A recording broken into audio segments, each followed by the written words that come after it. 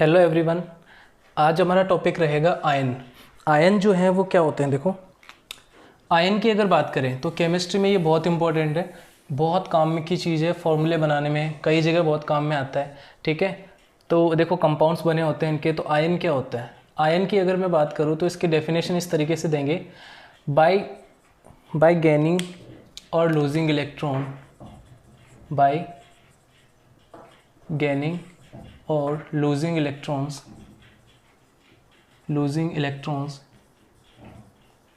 and from its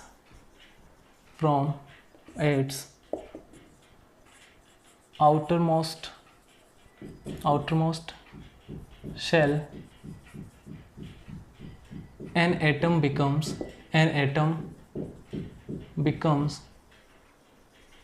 charged. An atom becomes charged. These charged atoms are called ions. Okay, these charged atoms are called ions. यानी हिंदी में अगर इसकी परिभाषा की बात करें तो जब कोई परमाणु अपनी बाह्यतम कक्षा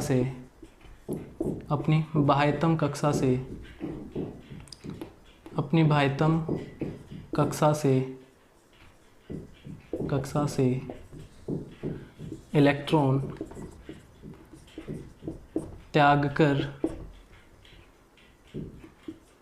त्यागता है या ग्रहण करता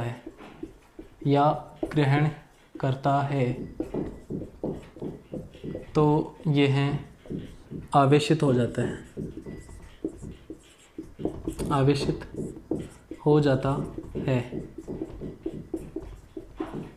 इन आवेशित परमाणुओं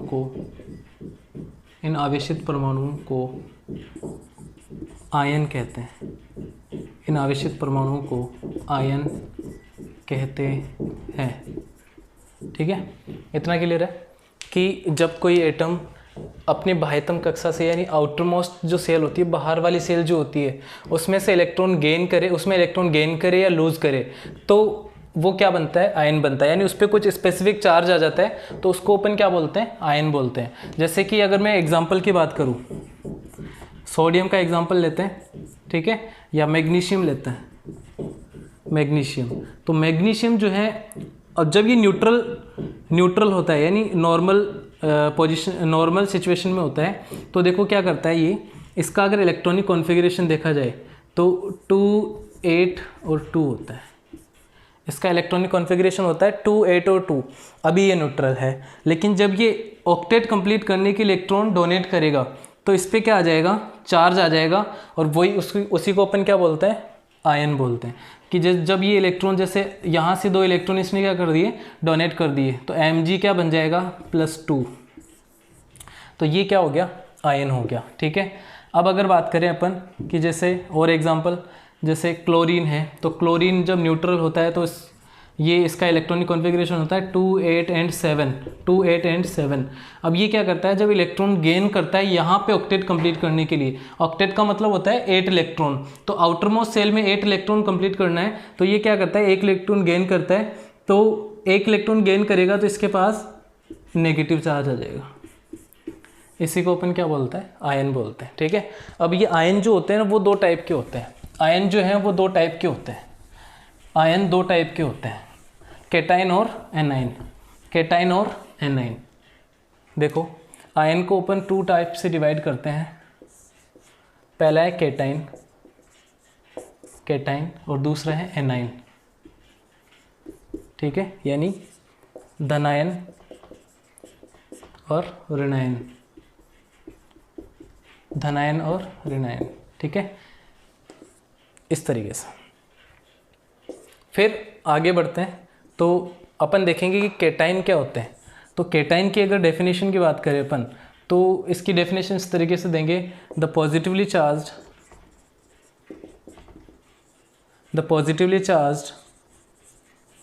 एटम या आयन are called cation, ठीक है। और अगर मैं इसकी डेफिनेशन की बात करूँ तो द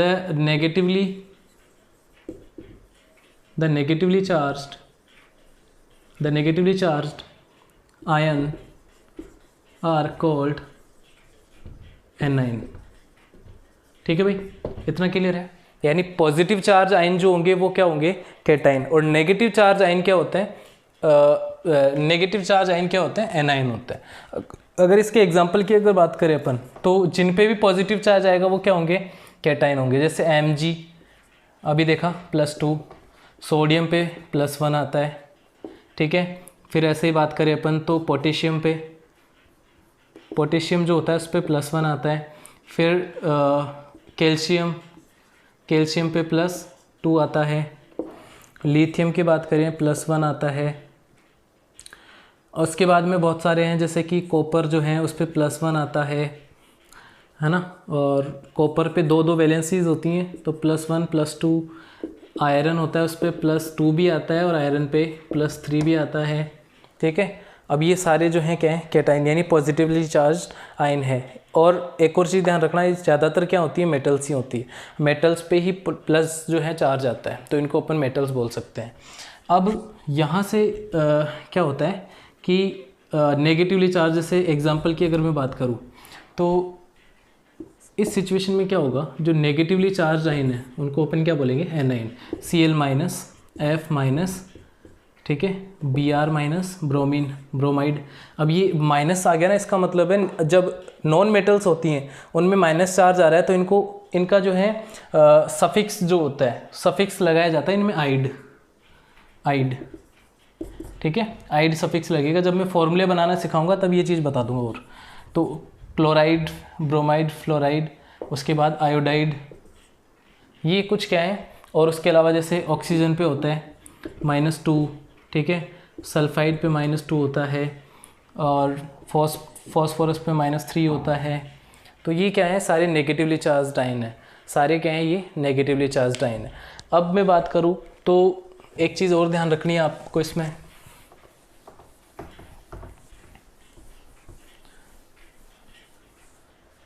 देखो, एक चीज़ ध्यान रखनी है आपको कि कैटाइन जब बनता है, कैटाइन की बात हो रही है, कैटाइन जब बनता है तो ये क्या करता है कि जैसे मान लो ये एक मेटल एटम है, ए मान रहा हूँ, मैं एग्जांपल ले रहा हूँ, मेटल कोई धातु का परमाणु है, मेटल एटम कोई धातु परमाणु है, धातु परमाणु है। तो ये एक क्या है, एक धातु परमाणु है। तो ये क्या करता है, जब भी कैटाइन बनेगा तो इसको क्या चाहिए, एनर्जी चाहिए होती है। ये क्या करता है, एनर्जी लेता है, और एनर्जी लेकर ये किस में बदल जाएगा, प्लस में, ठीक है, A+ बन जाएगा। और इसने क्या कर दिया, 1 इलेक्ट्रॉन डोनेट कर दिया, 1 इलेक्ट्रॉन को क्या कर दिया, यहाँ से डोनेट कर दिया। तो +A जो था वो मेटल एटम था और न्यूट्रल था, इस यहाँ पे न्यूट्रल था। इसने जैसे एनर्जी ली, इसने 1 इलेक्ट्रॉन डोनेट कर दिया, तो क्या बन गया, पॉजिटिव बन गया। अगर एग्जाम्पल ले इसका, तो देखो एग्जाम्पल की बात करें अपन, तो अभी लिया सोडियम क्या करता है, एनर्जी लेकर क्या बन जाता है, Na+, और क्या बन जाएगा, 1 इलेक्ट्रॉन को यहाँ से क्या कर देगा, डोनेट कर देगा, ठीक है। अब यहाँ से एक इंपॉर्टेंट डेफिनेशन निकल के आती है कि आयोनाइजेशन एंथैल्पी क्या होती है। आयोनाइजेशन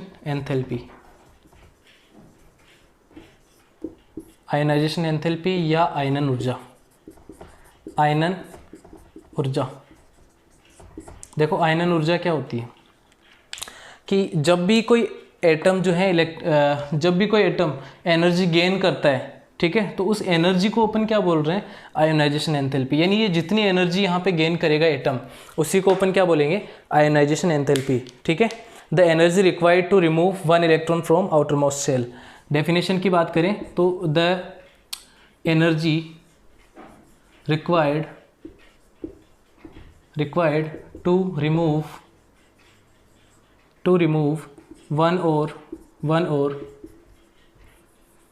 remove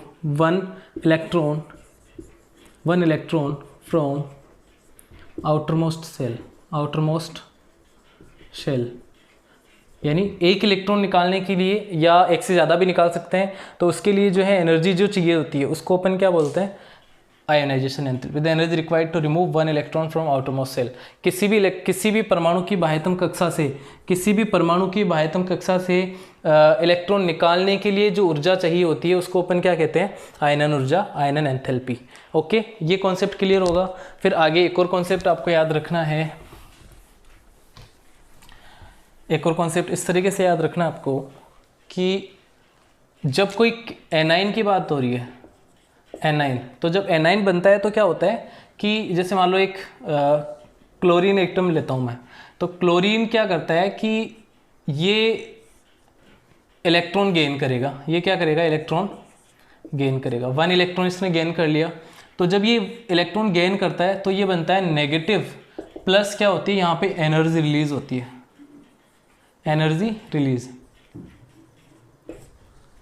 ठीक है, यानी ऊर्जा निकलती है। यहाँ पे क्या देखो, जब भी कोई एटम इलेक्ट्रॉन गेन करता है तो उसमें एनर्जी रिलीज होती है। इस एनर्जी को अपन बोलते हैं electron gain enthalpy, electron gain enthalpy, electron gain enthalpy या इलेक्ट्रॉन लब्धि एंथैल्पी। इलेक्ट्रॉन, हिंदी में इसको बोलते हैं इलेक्ट्रॉन लब्धि एंथैल्पी या ऊर्जा, एंथैल्पी लिख देते हैं, एंथैल्पी, ठीक है। तो इस तरीके से अपन बोल सकते हैं कि जब कोई एटम इलेक्ट्रॉन गेन करता है तो एनर्जी रिलीज होती है, उस रिलीज एनर्जी को अपन बोलते हैं इलेक्ट्रॉन गेन एंथैल्पी। तो ये कुछ कॉन्सेप्ट थे, बहुत इंपॉर्टेंट चीज़ें हैं। आई होप आपको समझ में आया होगा। अगला टॉपिक जो है अपन कल की क्लास में करेंगे, ठीक है। तब तक टेक केयर, बाय बाय।